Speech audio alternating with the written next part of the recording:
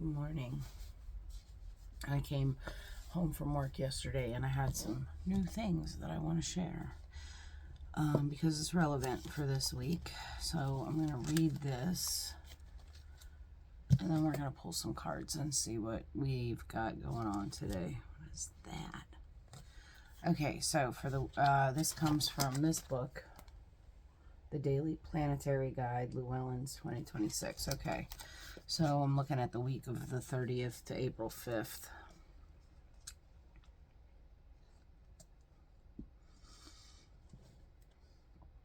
It's kind of relevant to the energy that's happening right now. All right. The week starts out with Venus moving into its domicile, Taurus, on Monday, ushering in an almost 4-week period that favors peace, art, diplomacy, and romance. This is an excellent opportunity to weed out difficult people so you can spend your time with good-hearted folks who are easy to get along with. Wednesday's full moon on April Fool's Day is no joke. Your sense of self and status could be undermined by manipulative people, so be careful who you trust and confide in. Friday is an auspicious time for solitary work, so try to schedule paperwork, research, writing, and catching up on emails for this day. Teamwork could be fraught with power struggles, so go it alone. This is also not a good date night, as charming wolves in sheep's clothing could present a false self in order to seduce and gain the upper hand. Trust your logic when it comes to affairs of the heart. Weekend outlook. Saturday is an excellent day for catching up and socializing. If you celebrate Easter, Sunday could be fraught with ego clashes during get-togethers with extended family. If you think up a good excuse, there's no harm in dine and dash. Tips for a 5-star week. It's better to stay behind the scenes and catch up on your work than to deal with the intricacies of group dynamics. Oh, and difficult people will most certainly be experienced this week. When I was looking at yesterday, I wrote down drama at work and at home. Stay present. So now today,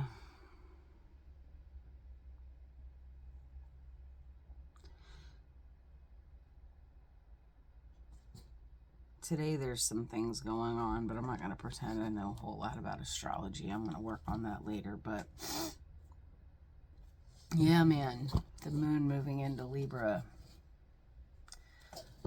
Oh, to all those people that don't think that karma is going to pay them back.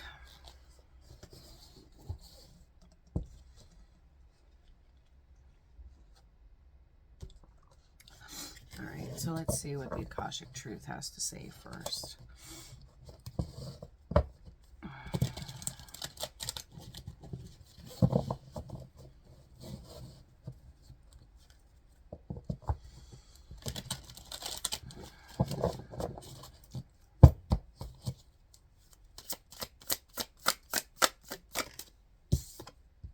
Pause. You're being asked to pause before making a quick decision and moving forward. Allow yourself to step back. Look at all the possible outcomes and make sure you're heading in the right direction before moving forward.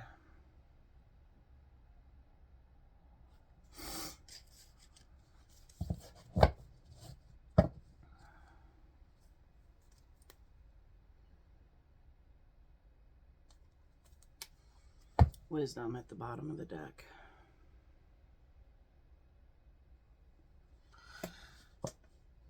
That kind of reminds me of Alice sitting in front of her tree.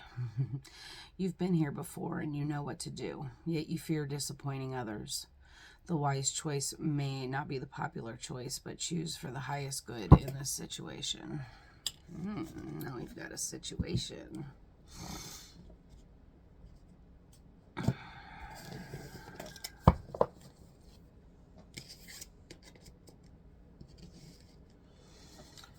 Pause before moving forward, and you've been in this situation before. Oh, yep, that's why you need to pause.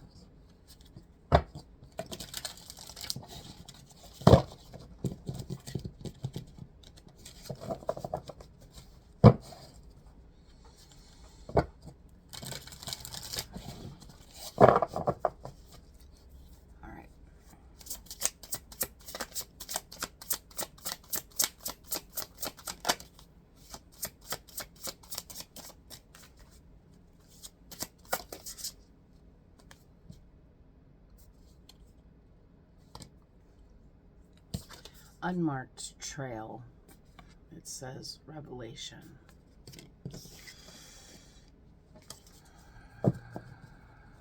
What's today's date?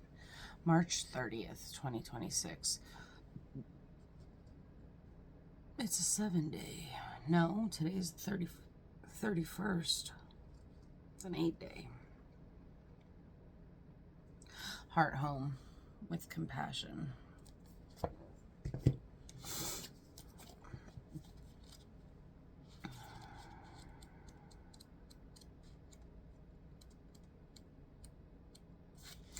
Okay, an unprecedented experience, discovery, revelation.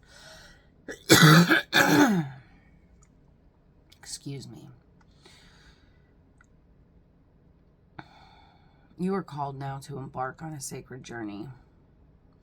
The Arthurian knights, in their quest for the Holy Grail, had to make sure to take an unmarked trail that no one had ever followed, or they wouldn't accomplish their goal. Likewise, you must enter the darkest forest of your soul via a route as yet unidentified to find what you seek.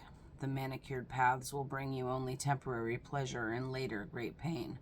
Stop it. You already know there's no reward at the end of the road you're following. You're only killing time. Pause, breathe, and commit in your heart to a sacred endeavor. Vow to not look for old solutions that may have worked with past challenges. Get out of character, try the outrageous, and keep your quest private. Now is not the time to speak of the voice that called you to embark on the unmarked trail. That time will come. The unmarked trail can be a sign that you've already made a choice, even if you do not want to acknowledge it. Be at peace with what your heart already knows to be true. Your heart has already been made up, and your mind will follow. Pack lightly, taking only with you essential beliefs that you know to be trustworthy under all circumstances. The universe has your back. And then heart home. Love in its truest form. Compassion. Put everything on hold for a short while. You're being offered the experience of love in its purest form, unconditional and unbounded. This is not the love you must work hard to earn or barter for. Drop into your heart space and rest there for a breath or two. Replace the judgment of yourself and others with compassion. Really, it's that easy when the heart home shows up. There's no need to forgive anyone or anything. None of it occurred. In spiritual truth, it's only the belief in that story that makes it so powerful. Allow your love to wash clean all those impressions. Empty yourself of all judgment and preconceptions, and allow spirit to fill you with the sweet nectar of peace. Okay. So, Unmarked Trail is saying to pause. Look at all the possible outcomes and make sure that you're heading in the right direction before moving forward.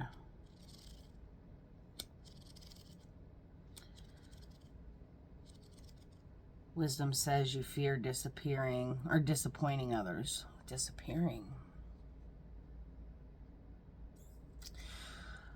The wise choice may not be the popular choice, but choose for the highest good in this situation with compassion.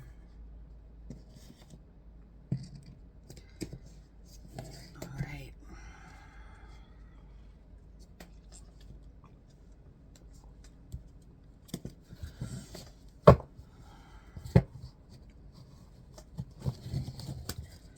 Time time can bring back your love again, I will be there. Oh man, I don't want to mix these up, but new deck of cards also. The Sacred Kingdoms Tarot.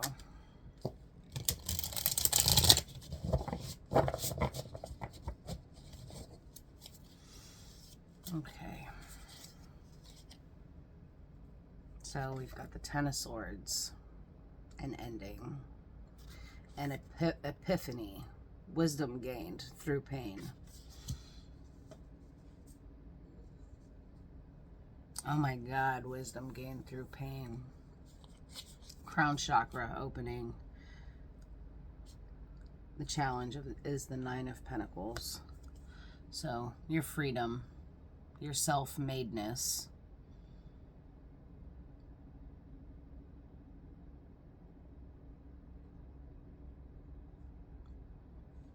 Your ability to walk through that gate of your own accord is your challenge. Interesting. Top of mind. The Knight of Wands.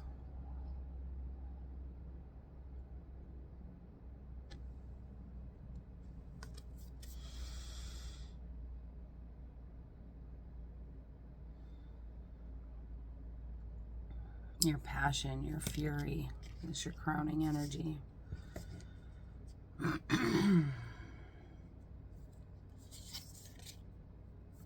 Page of Wands in the past, so you graduated.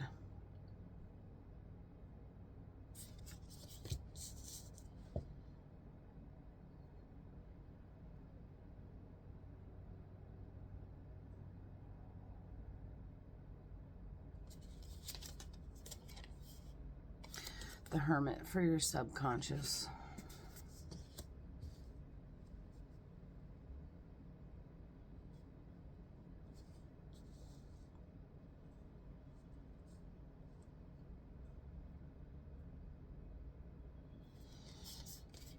And in the future, the Nine of Swords. Oh, we've been seeing that card a lot here the last couple of days for future energy.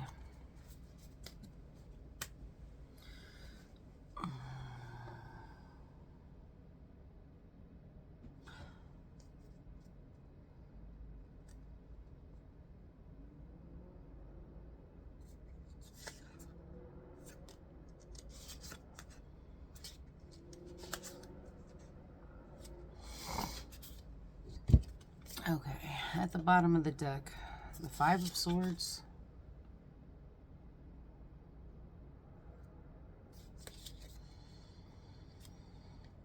The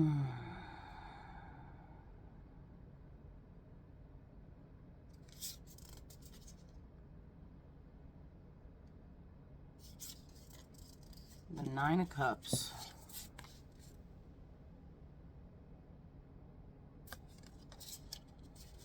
The Six of Pentacles.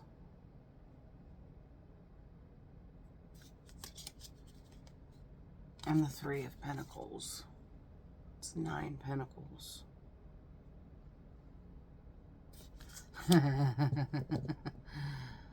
Nine, nine, nine, nine, 999 endings. Today's an 8-day. Okay. So down here in the subconscious, the Hermit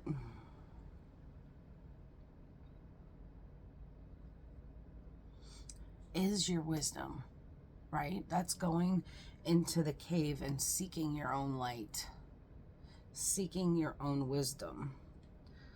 The Three of Pentacles, this is collaborative teamwork energy, but it's also apprenticeship energy. And then the Six of Pentacles, that is the gift, not the gift, the ability to give and take, sacred reciprocity. And then 6 plus 3 is 9, and the Nine of Pentacles, again, this is your independence. So going within and seeking your own wisdom. The Nine of Cups, this is wishes fulfilled, wishes granted. But doing it of your own accord, because the Three of Pentacles. This, you know, you've like been doing the work to get to this manifestation point. You manifested your own happiness. Now this Five of Swords is interesting. She is sitting at the mouth of a cave. There's water flowing behind her. Normally the Five of Swords would be about competition. But this one's a little different, so let's read. Conflict, defeat, and betrayal. It's possible that you're feeling deflated, like you're done with one chapter of your life, or perhaps you're complete with the entire book. You're in the process of shifting from victim to victor. Give yourself permission to let go of what brought you here, especially if the thought of this situation is making you sick, depleting you, or holding you back. Look at where you are now. That's all that matters. Let the past go, surrender to the present, and have faith in the brightness of the future. So I see that you feel like you've just accepted defeat, and that's kind of what brought you into this self-reflection. Nine of Cups, Six of Pentacles, Three of Pentacles. You've already been doing the work, but you feel like something's defeated. This is you kind of sitting in this liminal space, getting ready to move forward onto a new path. Page of Wands, Ten of Swords, Nine of Swords. An ending.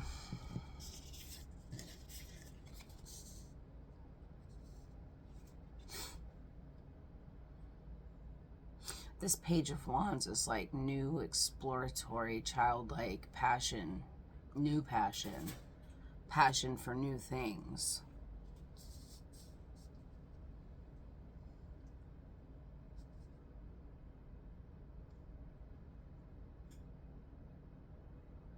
And out of that new passion, the Ten of Swords. Where you stuck yourself in the back enough times that you're just done. You're done. But now you see the lesson in it.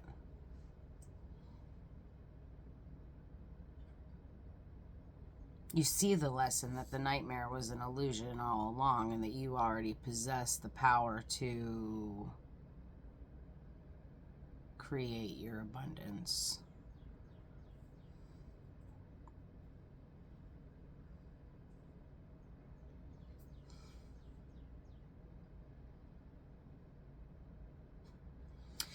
This Knight of Wands, it's like you see what's being done out there by everybody else, and a less wise version of you would be going out and trying to defeat all the darkness.